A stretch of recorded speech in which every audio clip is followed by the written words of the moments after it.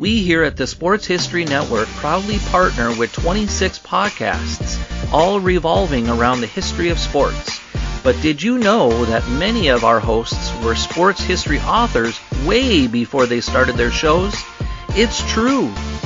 We've got Joe Ziemba, host of When Football Was Football, Joe Zagurski, host of Pro Football in the 1970s, Mark Morthier, host of Yesterday's Sports, Tommy Phillips, host of Lombardi Memories, and Scott Adamson, co-host of From the 55-Yard Line.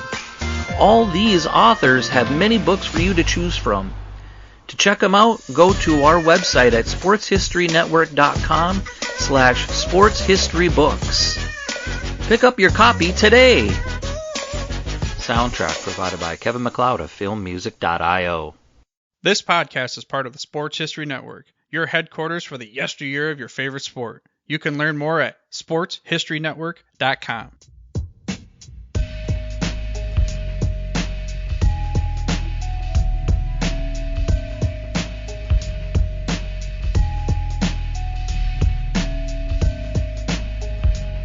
Hello and welcome to the Sports History Network Showcase, our in-house show featuring SHN podcasters talking sports, talking history, and talking sports history. My name is Oz Davis, host of the Sports History Network's Truly the Goats podcast. And on this episode of the Showcase, we have Mark Mortier. Mark, how are you doing today? I'm doing well. Thank you for having me. Mark is the host of Yesterday's Sports here at the Sports History Network, which is a show devoted to all kinds of sports. And Mark, I wanted to start off. Most of us here at the network have in common that sports not since we were kids, but most of us tend to have peaked out athletically in our teens. However, as I understand it, up until a couple of years ago, you actually had a viable career in sports. Tell us about that.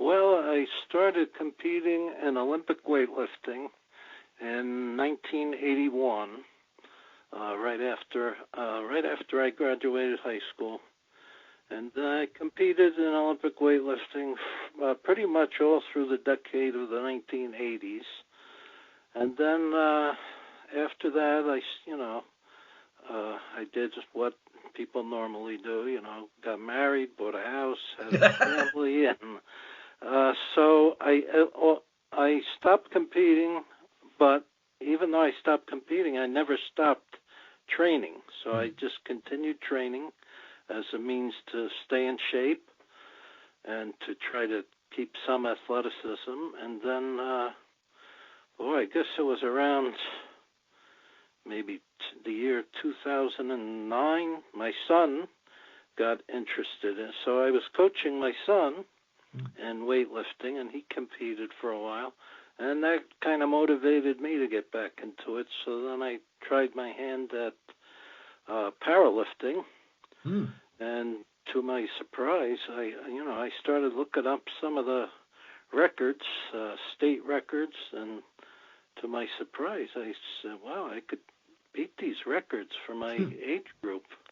I didn't even realize, so I guess, most people, once they get to be around 50 or older, they're not doing too much weightlifting anymore. But like I say, I never stopped doing it. So, and then my son started competing, so I figured, well, I might as well get back into this. And now, did your son go past the high school level as well? He competed on a local level in Olympic weightlifting. Wow. But the only problem was he kind of had some injury. He had a lot of he's still doing it, but he's kind of injury prone. He's got some issues with his hip, and now he hurt his knee, so it just unfortunately, he's a strong young man, but he just always seems to get injured, and I thank God that I never really had that problem. I only had one, in all the years that I competed in sports, I really only had one surgery. Wow. So, very grateful. Yeah, good run. Let's see. Let's go way back. How did you first become interested in sports history as opposed to just sports fandom? Well, I guess it really started as a child. My father was an avid Yankees fan. He saw those great teams in the 1940s and 1950s, where it seemed like every year the Yankees were in the World Series. Yeah. Then he was also a big football fan, the Giants. He was always talking about Sam Huff. Then my older brother, he became a sports fan because of my father. And then actually I was in I think what really piqued my interest as far as sports history was when I was in second grade. I was kind of a shy kid, and that shyness was hurting my grades.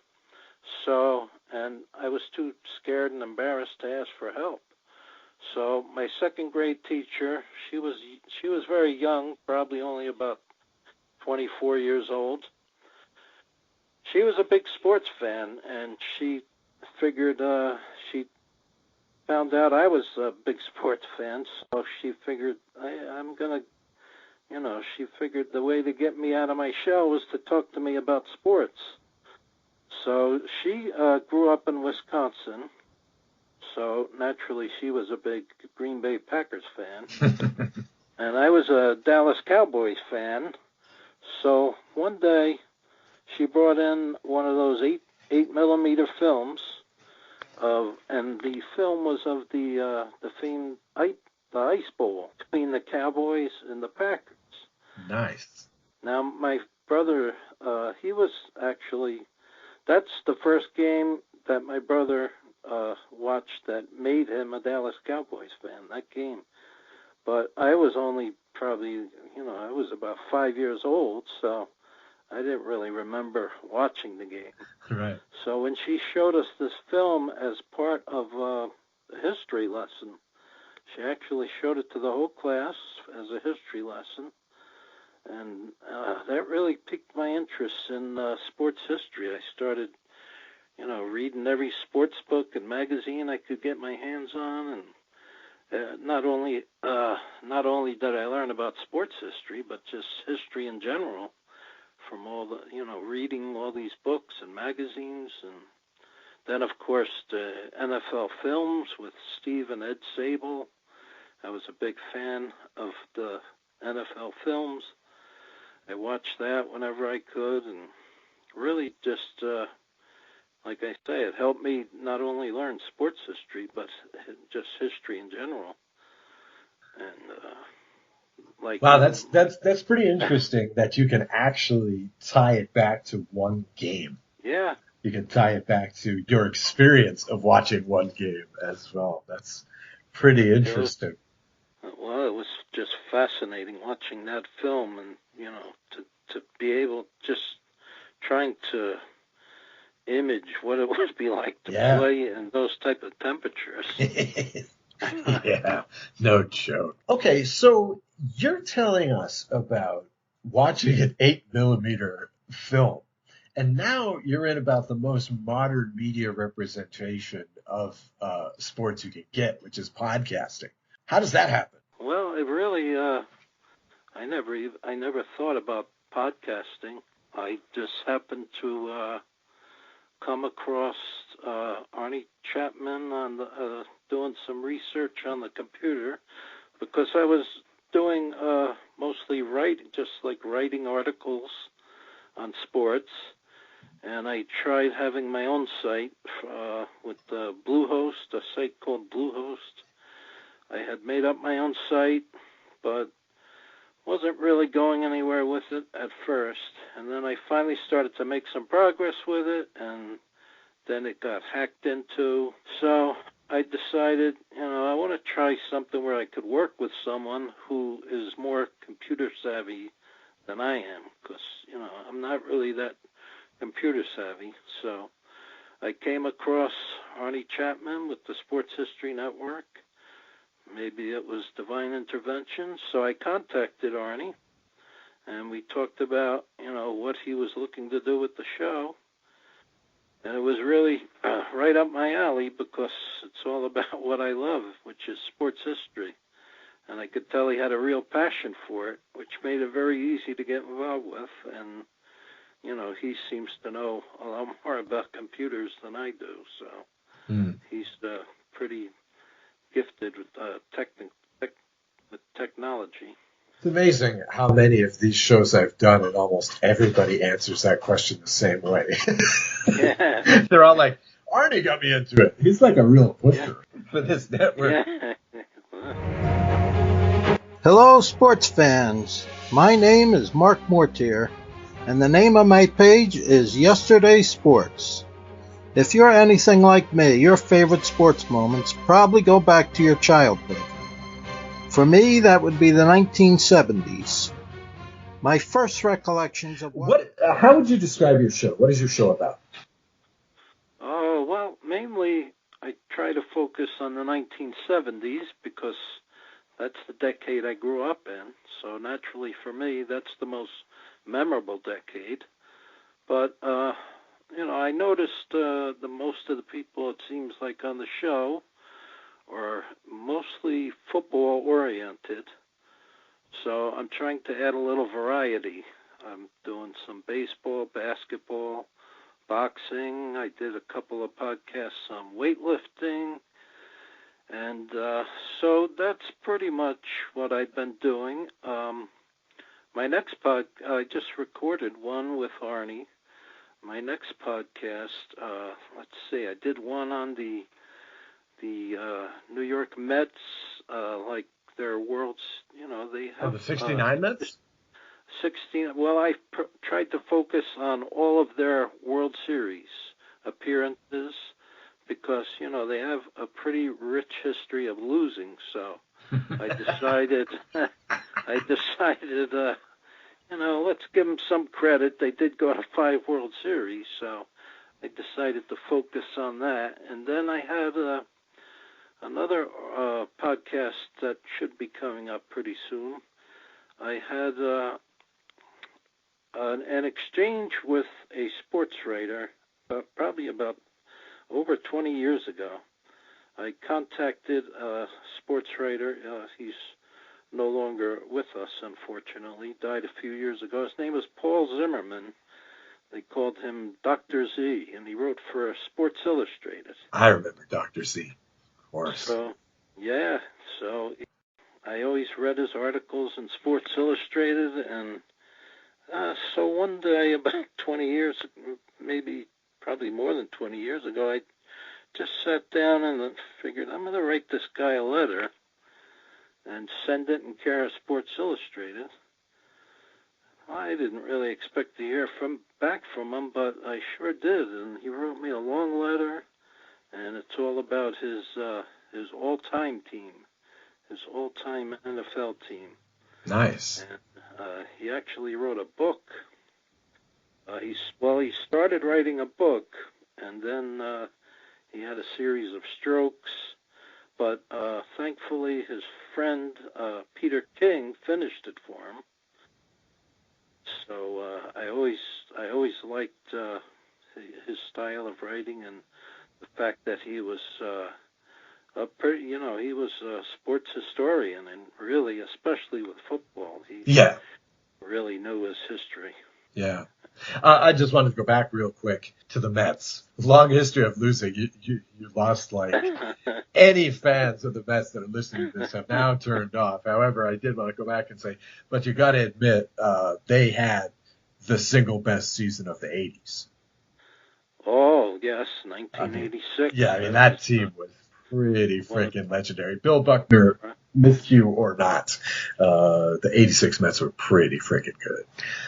So. Yes, and that was probably, I mentioned in the podcast, that was not only one of their best team, probably their best team ever, and probably one of the best teams in baseball history. That was an extraordinary team. Loaded. Yeah, one-year team. Yeah. Yeah. That's one of those perfect storm. Everything comes into place for one season, and these guys are as brilliant as they could be. Then they had a chance again. The following season they weren't quite as good, but then 1988, they had a 100-win season, and a lot of people were picking them to win the World Series again. They got upset by the Dodgers. So I think, that was really should have been more than just 1 year. But Well, I guess, except that the Dodgers went and later polished off the A's, right? So, right. They earned it. Yeah. You can't blame it all on the Mets losing. Got to put some on the Dodgers winning. Oh, the Dodgers, that was like one of those Cinderella teams. Yeah. They just came out of nowhere, and Yep. they even beat the A's, who were heavily favored. Let's talk about this really quick. You've also written 2 books on weight training and weightlifting. Can you tell us something about those? Oh, well, I actually wrote 1 book on weight training. The other book is not totally sports, but it's about the 1970s. The first book on weight training, it's titled No Nonsense Old School Weight Training. And I mainly wrote the book because from talking to people a few years, maybe about 3 years ago, I got certified as a personal trainer. And speaking with a lot of people that I'm trying to help, a lot of the times the common problem for most people is just not having an abundance of time to put into it. Most people are busy working, taking care of their families, so I decided I want to write a book for people that don't have a lot of time to put into weight training. And it covers, the basics, and it also goes through, I go through a list of exercises. I have maybe 20 exercises listed in the book that I feel are the main 20 exercises that people that don't have a lot of time to put into it, if you can just, I actually only, a lot of people are surprised to hear when I tell them I only spend about 2.5 hours a week weight training. And you hear a lot of people saying, "Oh, you got to spend 2-3 hours in the gym," and that's really not the case, unless you're trying to go to the Olympics or something like that. Okay, but most people, don't have those lofty goals. They just want to get in shape and gain some strength and some muscle. So that's basically what the book is about. Well, Mark, I got to tell you, on this particular book, you're pretty clever because pandemic or no, that market of people who don't have enough time, that's a huge market. So Good call there. Let's get in a plug for that first book, and we'll talk about your second book. Where can people find it? Oh, Amazon.com. Of course. Okay. And, all right. And second book, you said it's about the 1970s. Book, yes. The title of the book is Running Wild. And it's all about growing up in the 1970s.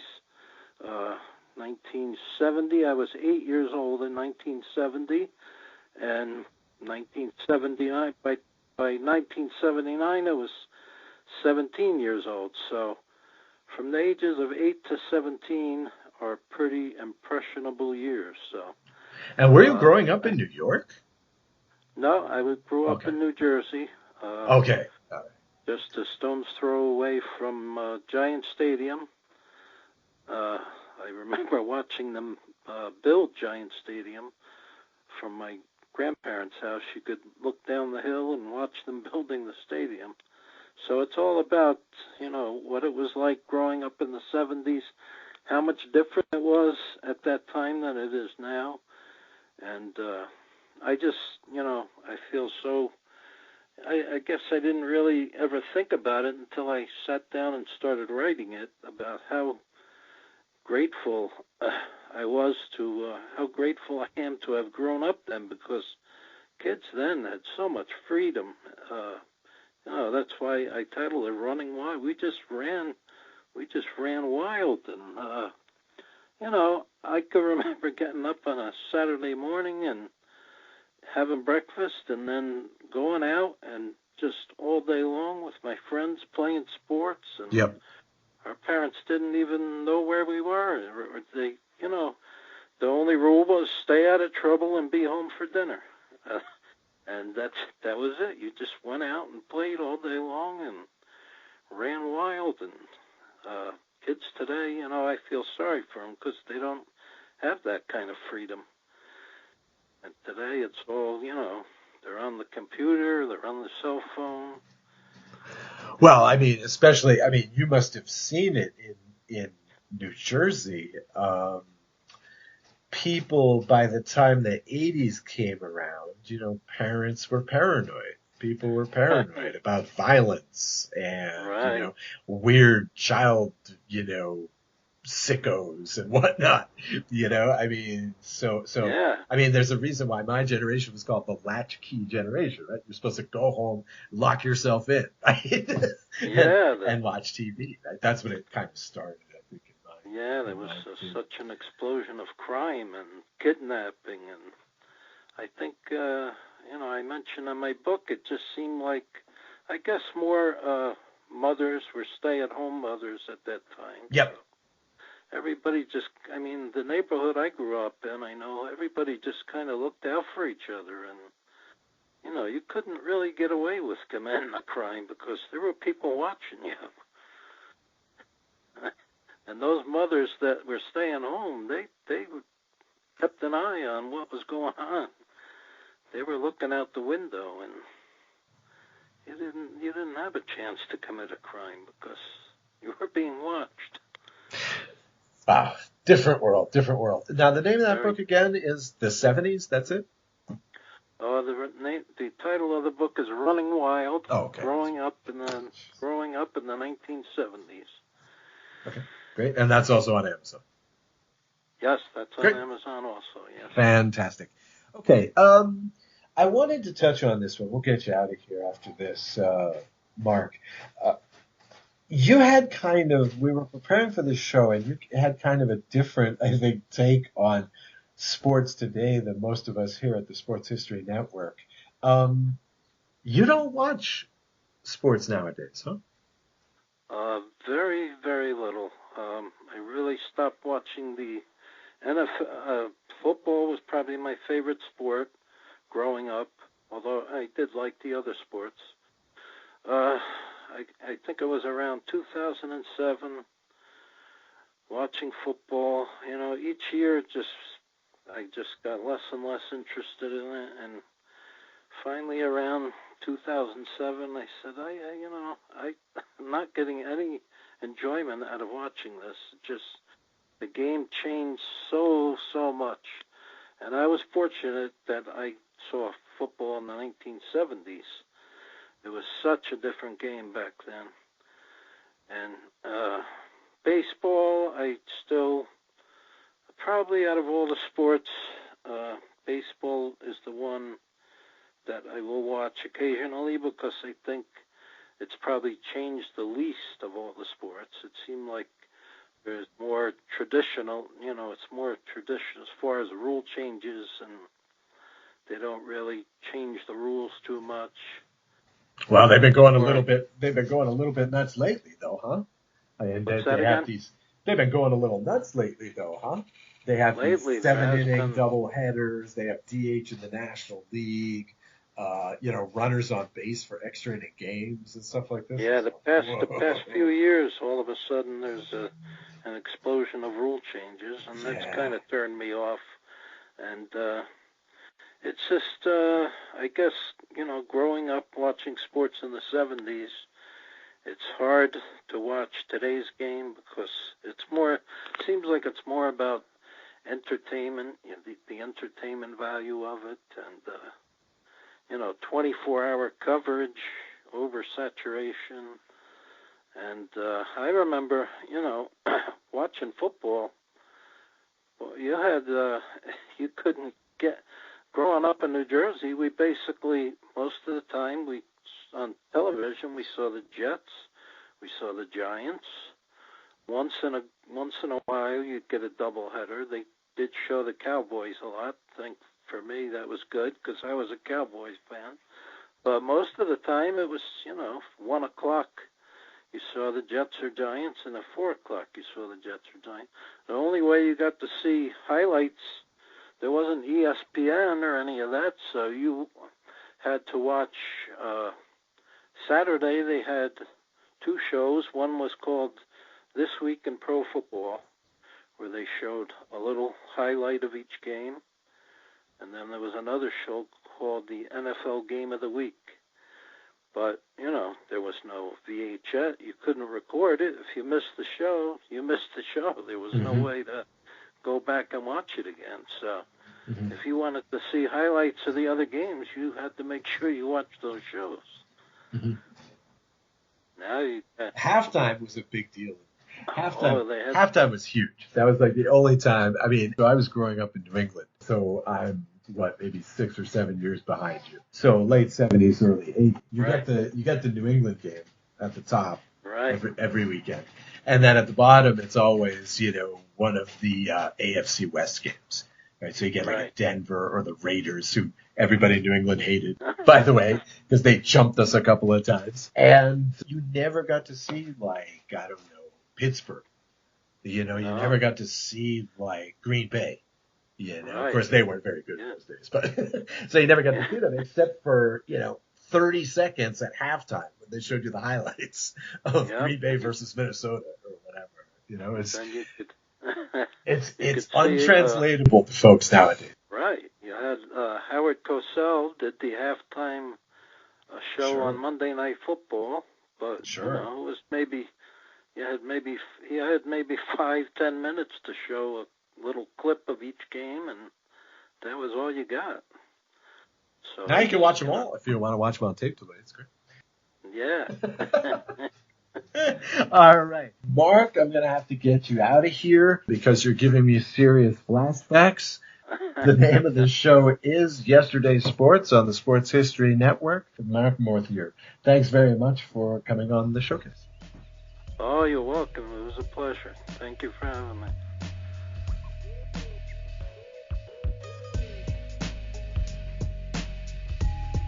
This has been the SHN Showcase podcast.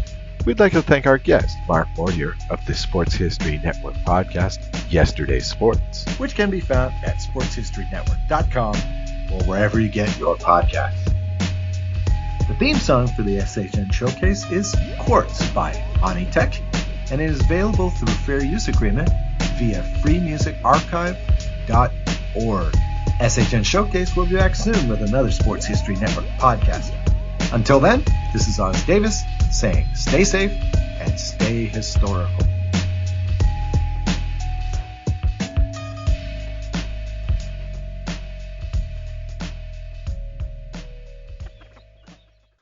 Great. All right. Hey, thanks, Mark. You mentioned the Patriots, and I had a flashback to you mentioned the Patriots, and then you mentioned the Raiders. I had a flashback to maybe you were too young to remember it. It was 1976 playoff game. Oh no, I Raiders remember. Sugar Bear Hamilton, the supposed late hit. Yeah, the cheap-ass roughing the quarterback call. And whenever people bitched about the tuck rule game after that, I said, hey, karma. Karma for that. Seriously, I really believe that. I honestly do. Yeah. That stuff comes around. It does. If you wait long enough, it comes around. It does. They got the bad call that game. We got the bad call that game. That was not a good call. That late hit, roughing the passer, whatever they called it, it was not a good hit. At the Sports History Network, we're all about sports yesteryear, and so we're so pleased to introduce you to Row One, an online memorabilia gallery and shop that brings your sports history to life anywhere. The Row One gallery includes over 5,200 gorgeously reproduced prints of team posters, game program covers, game tickets, advertisements, and more in baseball, pro and college football, pro and college basketball, and more. And any gallery item may be printed in a variety of sizes on wood, metal, canvas, acrylic, or poster paper. And in Row One shop, Check out the thousands more of unique items with the retro and historical designs dating back to 1876, including t-shirts, long-sleeve shirts, phone cases, mugs, blankets, pillows, towels, and even shower curtains. Go to sportshistorynetwork.com, ROW1, for access to the full Row 1 catalog and for gallery prints and gift items, plus get a 15% discount off all prints on the Row 1 Pictorium Gallery with coupon code SHN15. Follow the link on the show notes.